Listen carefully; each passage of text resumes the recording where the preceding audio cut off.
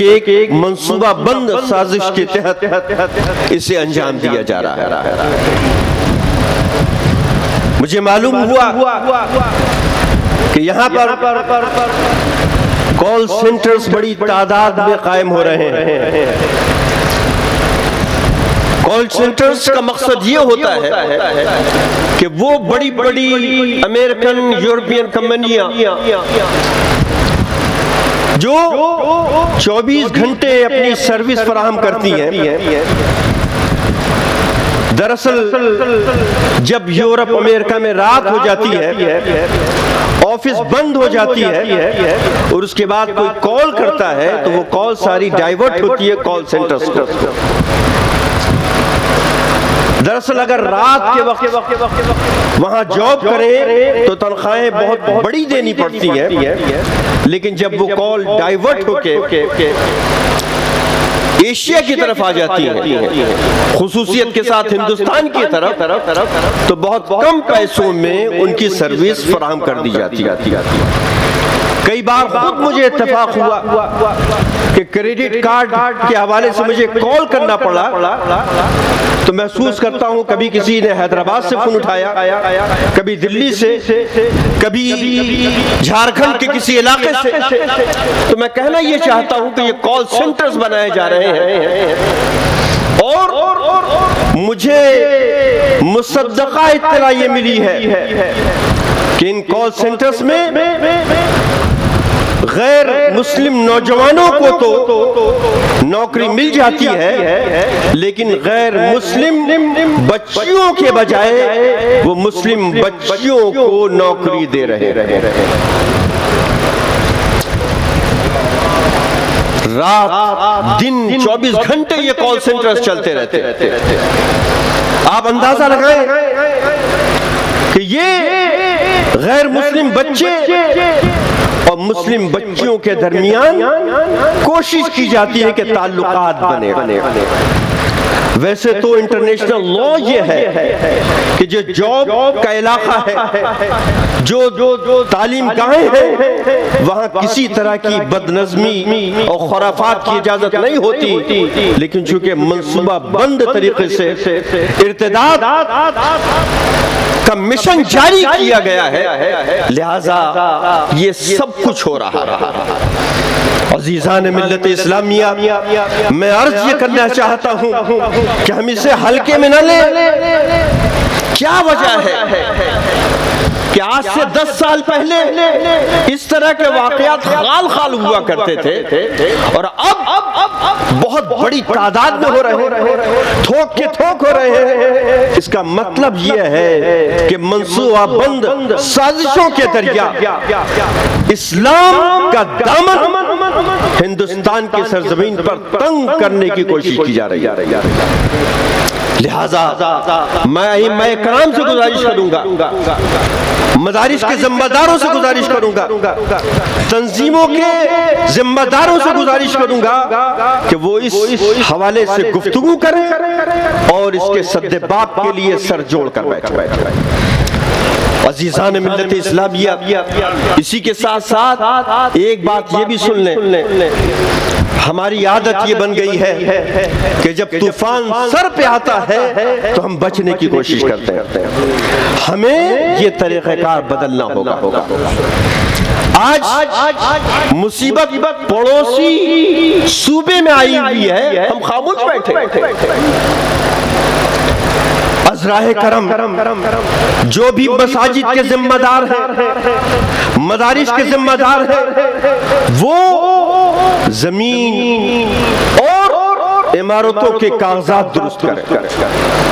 ایسا ہو سکتا ہے کہ ہر شہر میں سارے افراد، ائمہ مساجد، مدارس کے ذمہ دار سر جوڑ کے بیٹھے اور 2 3 4 وکلا کریں، جو ماہرین ہیں ان کو کریں، تیار کریں، اور تیار کرنے کے بعد سب اپنے اپنے کاغذات درست کریں۔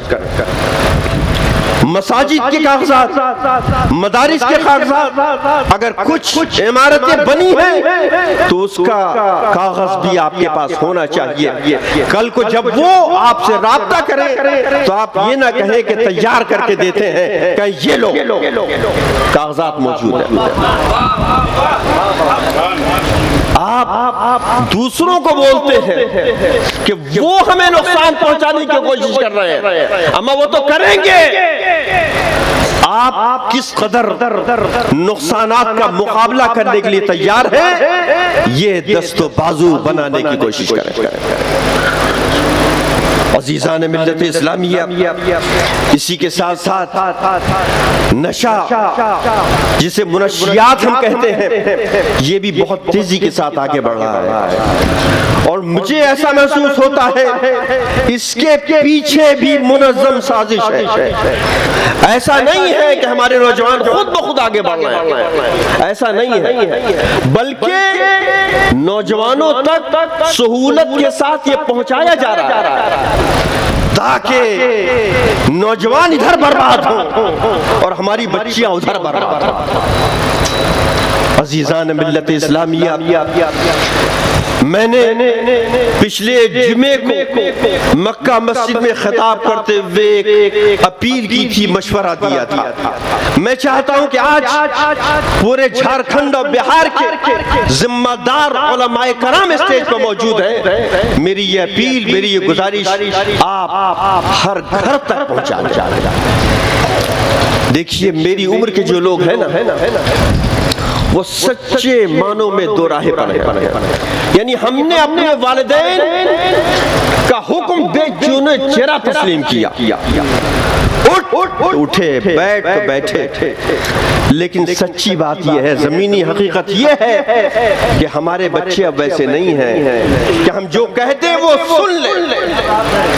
بیٹھو بولو تو بیٹھے، اٹھو بولو تو اٹھے. نہیں، ہم دو راہے پر ہیں. ہم نے جو سلوک والدین کے ساتھ کیا، اب آپ اپنے بچوں سے وہ توقع نہ رکھیں. اب آپ کو بچوں سے دوستی کرنی پڑے گی، مجبوری ہے دوستی کرنی پڑے گی، قریب آنا پڑے گا، اپنے پاس بٹھانا ہوگا. اور ایک تجویز میری ہے، جس طرح ہر فیملی کا ایک ڈاکٹر ہوتا ہے، کوئی پریشانی ہو فوراً فیملی ڈاکٹر کو فون کرو.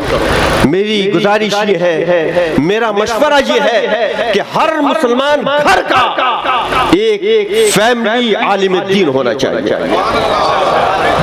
جس کو آپ کردار میں، اخلاق میں بہتر سمجھتے ہیں، آپ ان سے رابطہ کریں.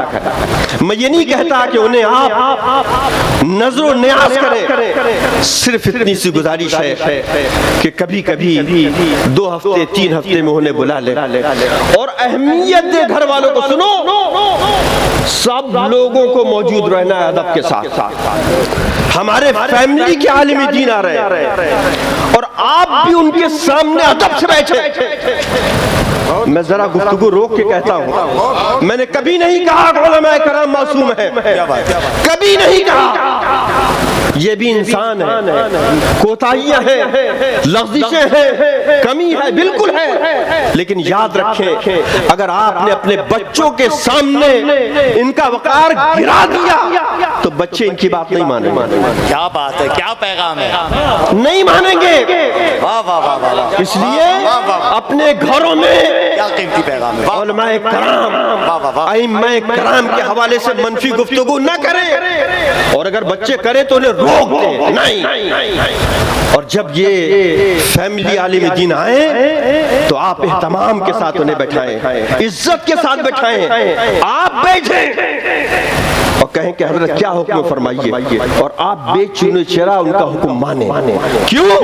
تاکہ بچوں کو تربیت مل جائے، پورے خاندان کو تربیت مل جائے. آپ اس طرح رشتہ مضبوط کریں. ہر 2 ہفتے 3 ہفتے ہر مہینے بلائیں، چائے پہ بلائیں، نذرانہ نہ دیں. ہمارے علماء کرام نذرانوں کے محتاج نہیں ہیں، یہ قربانی دیتے ہیں، اپنی زندگی وقف کی ہے ان لوگوں لوگوں نے سمجھا نہیں ہے. آپ کیا سمجھتے ہیں ان کو؟ عزیزان ملت اسلامیہ بہت مشکل کام ہے یہ. لوگ آسان سمجھتے ہیں مسلمان ہونا. پوری زندگی کے لیے دنیاوی انجوائمنٹ سے یہ دور ہو جاتے ہیں, قربانی دیتے ہیں. عزیزان ملت اسلامیہ انہیں بلائیں. بار بار جب بلاتے رہیں گے کوئی مسئلہ پھنسا بچوں کا بچیوں کا بلائیں گے. حضرت آ رہے ہیں, حضرت کے سامنے رکھو, کیا مسئلہ ہے تمہارا, رکھو, پوچھو ان سے, بات کرو. اچھا تم اسلام کے بارے میں یہ پوچھ رہے تھے نا, اب ذرا ان سے سوال کرو تاکہ یہ تمہیں جواب دے. عزیزان ملت اسلامیہ وقت اب بھی ہے. آپ اپنے گھر کے لیے ایک فیملی عالم دین بنا لیجئے تاکہ طوفان جب آئے تو اس کے مقابلے کے لیے آپ کے پاس سامان. عزیزان ملت اسلامیہ وقت بہت تیزی کے ساتھ آگے بڑھا ہے. آپ کو معلوم ہے کہ 2004 سے ہم نے یہ سلسلہ شروع کیا تھا. ایک بڑی شخصیت جن کی خدمات ہیں تعلیمی میدان میں, خدمت دین کے حوالے سے, خدمت انسانیت کے حوالے سے, ہم ان کی خدمت میں اعزاز دیتے ہیں. ہمارے اعزاز سے ان کا قدر نہیں بڑا ہوتا بلکہ وہ قبول کر کے ہمیں نواز دیتے ہیں. یہ سلسلہ ہم نے عرس میں شروع کیا تھا 2004 میں. یہ کہتے ہوئے خوشی ہو رہی ہے آج پورے ہندوستان میں 50 ایسے اعراس ہیں جہاں پر ایوارڈ دینے کا سلسلہ شروع ہو چکا ہے. کیا بات, سبحان اللہ, یہ قائد اہل سنت کی تحریک ہے. سبحان اللہ, سبحان اللہ, سبحان اللہ. اور مجھے فخر ہے اپنے شعراء کرام پر. تھوڑی سی اپیل کی تھی, یہ گمنام ناچیز میں نے کل ملاحظہ کیا ہے, وہ نقشہ انہوں نے مشاعرے کا پیش کیا ہے کہ میں آپ کو سلام کرتا ہوں. بہت بہت شکریہ. یہ تحریک ہے قائد اہل سنت کی. زندہ باد, زندہ باد, ماشاءاللہ. صرف عرس نہیں مناتے, کیا بات ہے, بلکہ ہر طرح کے اصلاح کے لیے ہم تیار ہیں. اپنے اندر بھی اصلاح کریں گے, قوم کی بھی اصلاح کریں گے.